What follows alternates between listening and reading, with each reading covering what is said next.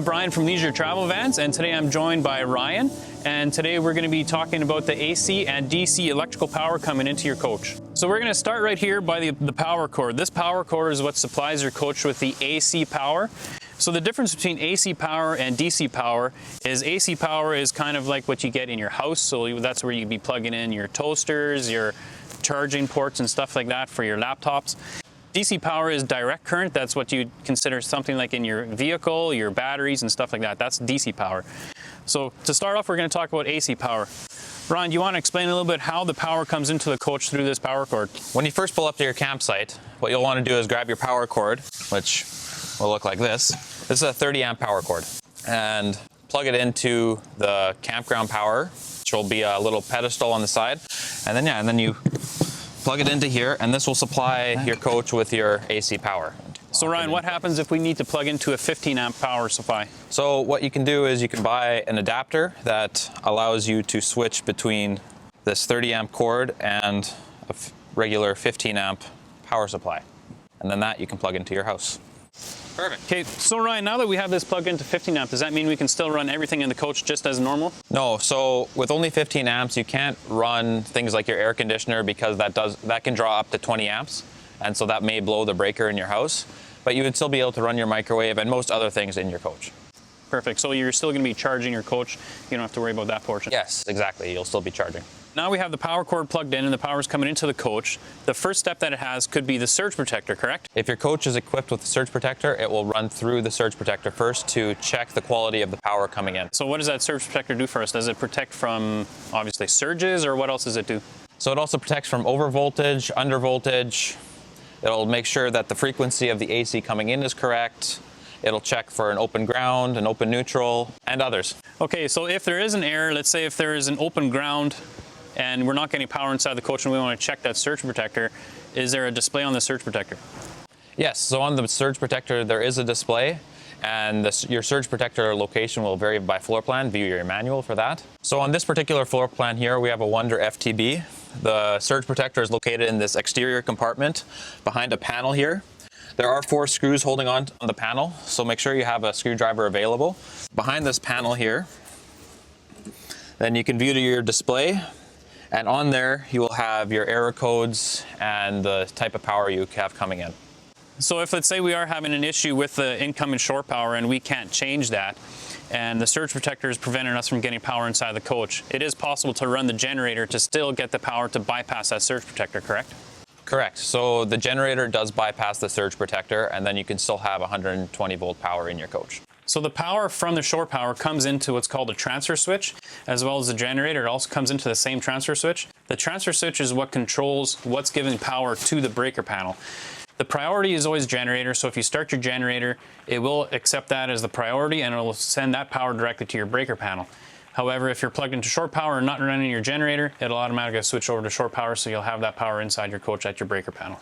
The transfer switch is completely automatic and it does not require any input from the user. Speaking of the generator, we have the generator installed on this coach here. So tell us again what the generator is giving us. The generator is giving us 120 volt power to power our coach, should you not have access to shore power. Okay, so how do we go about actually starting up the generator? Is there a manual start on the generator itself? Yes, so there is a manual start on the generator itself, but there is also a remote start in the coach. So normally you'd want to start your generator from the remote system inside the coach, but if you needed to, there is a manual start. To access the manual start on the generator, there's a couple tabs in this one here that you can lift up.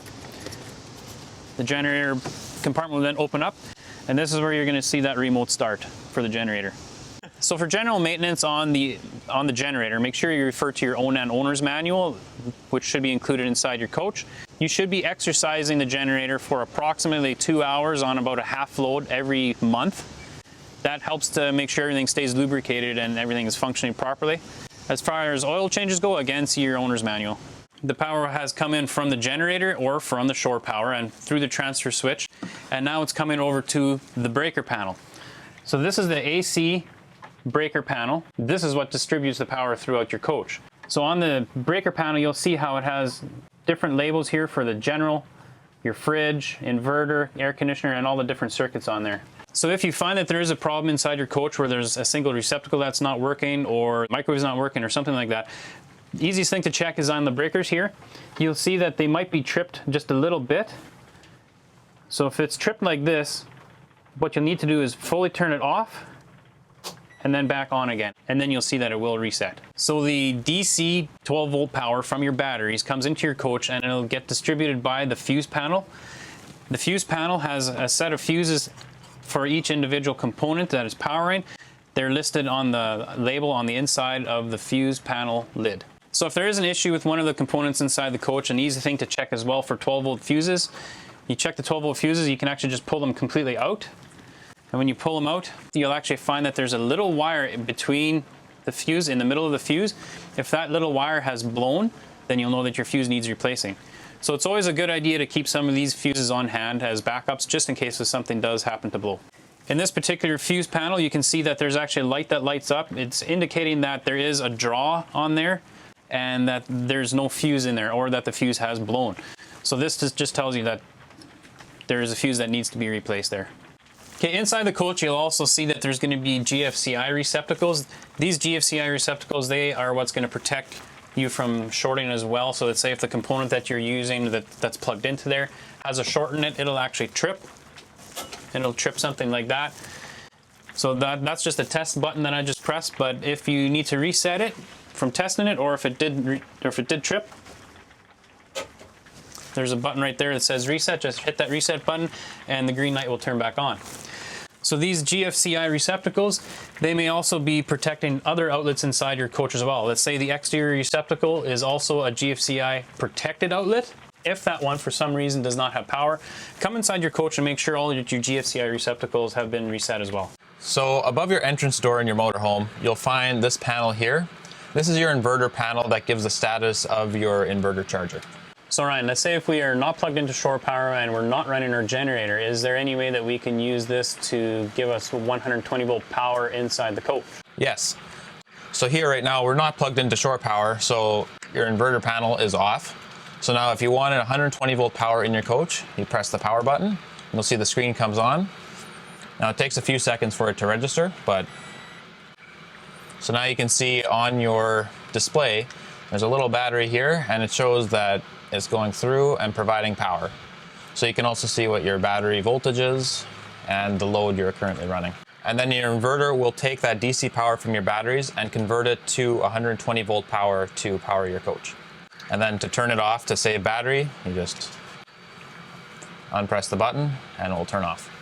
So Ryan, let's say if we were plugged into shore power or running the generator, do I have to have that button on in order to have 120 volt power inside the coach? No, so you only need this button pressed in when you want 120 volt power if you don't have your generator running or you're not plugged into shore power. So the only time you need that to be on is if you're running on just strictly batteries. So let's say if you're dry camping or boondocking.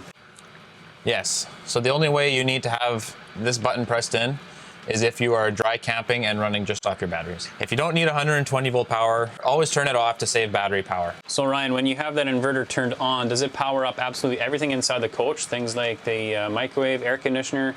So when your inverter is powered, it'll power a number of receptacles around your coach. Those will each be labeled. So a microwave, for example, uses about 1500 watts. So that's already a lot of power. So you can't be running like a microwave and a toaster at the same time. But something you can always be running is your TVs, because those only take a few watts of power to actually run. So you can be watching TV while dry camping, for example. So we're down by the inverter here, and please just see your floor plan for where it's located on your coach.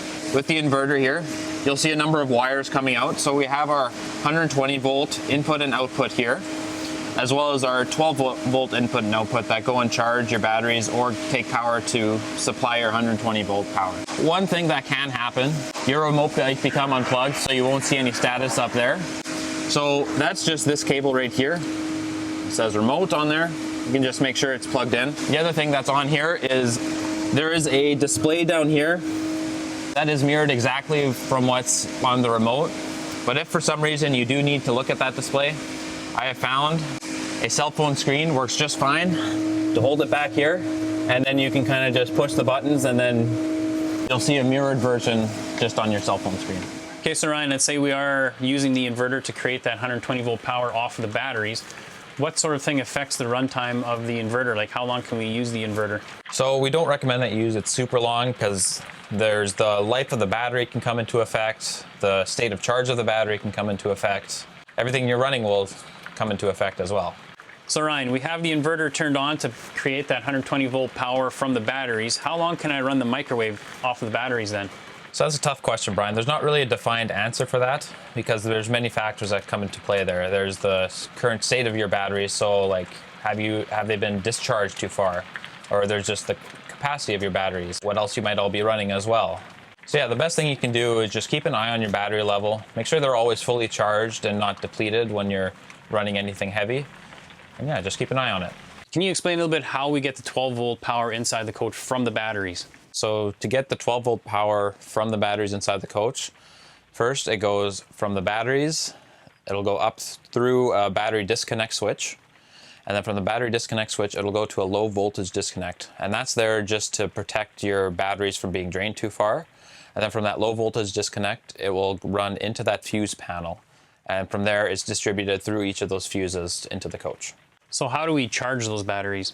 So there are a number of ways to charge those batteries. The first option is when you're driving, there is a charger that will charge the batteries from the alternator. The second option is if you're plugged into shore power, then the inverter charger will also charge your batteries. The third option is solar panels. If you have those installed, those will also charge your batteries when you're in sunlight. So it's important, I guess, to note that the solar panels will function ideally if it's full sun and they're not obstructed at all and they're perfectly clean, correct? Yes, that's correct. You want to make sure they're cleaned on a regular basis with just water and a soft cloth. On the solar panel controller, you're actually going to find something that's called a max boost button. So when your solar controller has dropped down to a float charge, you can actually hit this max boost button. And what that'll do is it'll give it max power from the solar panels. So it'll put out a 14.4 volts is what it's trying to get the batteries up to, and it'll hold it at 14.4 volts for half an hour. Just before you're going to bed and you still have full daylight, or if you're up in the morning and you have full sunlight, you can hit that max boost button again, just to make sure your batteries come up to full charge quickly. It's not recommended to use this any more than twice a day because that can actually cause damage to the batteries if it's used too often. If we have the battery disconnect turned off, will the solar panel still charge? Yes, so your batteries will still charge in any of the three methods, even if your battery disconnect is off. So when you're saying that the inverter is charging the batteries, how does it do that when you're plugged into shore power? Yeah, so it'll charge the batteries when you're plugged into shore power. So the power will go through the breaker panel out to the inverter. At that point, it will convert it to 12 volt power to charge your batteries. But another option is if you're running your generator, that also supplies your main breaker panel with power, which will power your inverter, which again will charge your batteries. So what is all powered by the coach batteries? So your 12 volt power will power your lights, it'll power your fans, it'll power your USB chargers, it'll power your awning, it'll power your water pump. It can power your fridge, but we recommend that you run it on propane instead. And your inverter does not need to be on in order for all the 12 volt stuff to work. Ryan, when we're plugged into shore power and we're using the inverter to charge the batteries, does that system also charge the chassis batteries? No. So it's only a one-way charging. So when you're driving, the chassis batteries can charge our RV batteries, but the RV batteries cannot charge the chassis batteries per Ford and Mercedes specs. So Ryan, in regards to your batteries, what voltage is considered completely full, completely charged? For the AGM or lead acid batteries, usually about 12.6 to 12.8 volts is considered full. So you'll notice that you are charging at like 13.5 volts. So after it's done charging and it's run a little bit, if it sits around 12.6, 12.8 volts, you know your batteries will be full. So the chargers will go into what's called a float charge? Yes, so the batteries will first start off in the bulk charging mode. So then you'll see your battery voltage go up to about 14.4 volts. Then it will drop down to more of an absorption charge, which is still a little bit higher, which is still about 14 volts. And then it will drop down into a float charge just to maintain the battery voltage, which will be at about 13.5 volts. And if you start using some of your components inside your coach, then that charge rate will go up again. Yes, so if you do start using like the microwave on your inverter, then yeah, the charge rate will go back up. For the Dragonfly lithium batteries, the full voltage is actually about 12.8 yet too. But with them, your voltage drop is much less. Over the course of the battery capacity, your voltage drop might not drop down as low as a lead acid or AGM might until right when the batteries are actually empty. So let's talk a little bit about lithium batteries. What's the advantage of going to lithium battery over AGM? So the advantage of a lithium battery is the usable capacity within it. So it's recommended for AGMs and lead acid batteries that you only discharge them to 50%.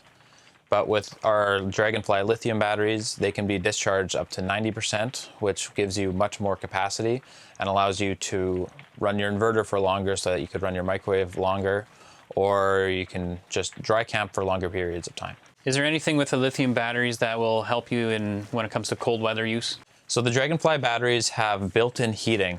So if you are camping in a little bit of a colder climate, the batteries will help heat themselves so that they keep running optimally. But again, that will use a little bit of the internal battery life so that the batteries won't last quite as long. So can you disable that heating system if you wanted to? So there should be a switch above your entrance door that will say battery heat enable. You can turn that to off and then your batteries won't heat themselves. But these batteries are smart in that they will only heat when they need to. So if the temperature does get too cold, then the batteries will heat. But if you're camping and it's 20 degrees Celsius, 72 Fahrenheit, you'll be fine because your batteries won't take any extra power to heat. So they won't overheat themselves. So on the AGM batteries, there's a low battery cutoff you talked about. On the lithium batteries, does that apply there as well? No, so with the lithium batteries, the low battery cutout module won't be there because the lithium batteries have that built in to protect themselves. So they'll discharge down to like 10% of their capacity, and at that point, the battery is smart enough that it will basically open up a circuit inside and say, you can't use me anymore. Until you charge the batteries. Until you charge your batteries. What do you recommend for storage when it comes to batteries?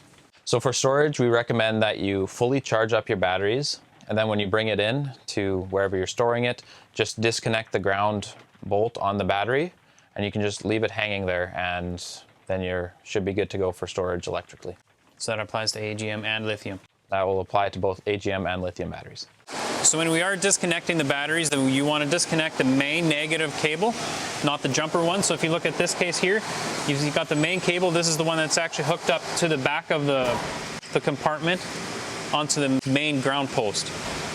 This one right here is a jumper cable, so that's not the one that you want to disconnect. It would be the main ground. If you do end up taking the batteries completely out, my recommendation would be to take a picture of the way they're hooked up before you do that, just so you can understand how they were hooked up to begin with. So at the beginning of the season, when you want to hook everything back up again, you can see how everything was hooked up to begin with. So we have a separate video as well regarding the AGS system. AGS is the auto gen start system.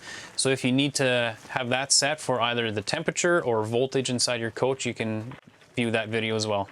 So Ryan, if we can run all these things off of the 12-volt batteries, why do we need a generator? So the generator would be used to help charge your batteries, or if you want to run anything off your receptacles that's a little bit higher power, such as your microwave or air conditioner. So the air conditioner will run only off of shore power or generator? Correct. So your air conditioner can only run off of shore power or generator. Is there a difference in generators inside the coaches? Yeah, so there's a small difference. So there's a few different fuel options. So you may have a propane generator, a gasoline power generator, or a diesel generator. With both the propane and gas generator, AGS is available. So propane obviously runs off your propane tank. So the diesel generator will run off of the Mercedes fuel tank. And a diesel generator, there's no AGS with that system. Is there a difference in the output of those generators? So the propane generator will output 3.6 kilowatt. The gas generator will output 4.0 kilowatts, which is enough to run everything in your coach. And the diesel generator will run at 3.2 kilowatts, which is also enough to power everything in your coach.